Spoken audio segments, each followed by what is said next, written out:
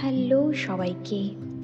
আজ অন্য একটা দিনের কিছু মুহূর্ত শেয়ার করছি।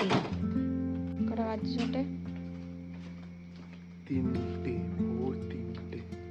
সকাল সকাল আমরা গাড়িতে চেপে আমাদের ডেস্টিনেশনের উদ্দেশ্যে রওনা দিই। ডেস্টিনেশনটা কোথায় ওটা পরে বলছি। এখানের ওয়েদার ঠিকঠাকই ছিল। চারিদিকে পুরো অন্ধকার, দোকানপাট সব বন্ধ।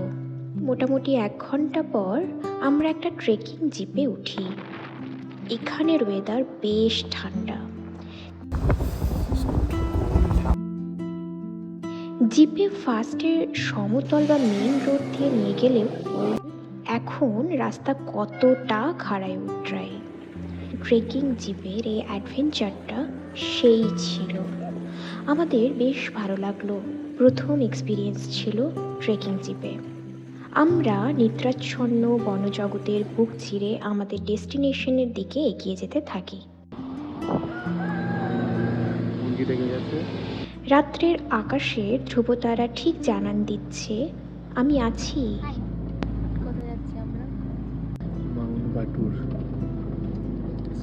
Cold here. আমরা মাউন্ট বেটুরের টপে যাই। ওখান থেকে শহরটা দেখতে জাস্ট অসাধারণ লাগছিল। আমরা গিয়েছিলাম সূর্যোদয় দেখতে। মুহূর্তটা অসাধারণ ছিল। এখানে দৃশ্য দেখে নবকুমারের মতো আমারও বলতে ইচ্ছে করলো, আহা কি দেখিলাম, জন্ম জন্মান্তরেও ভুলিব না।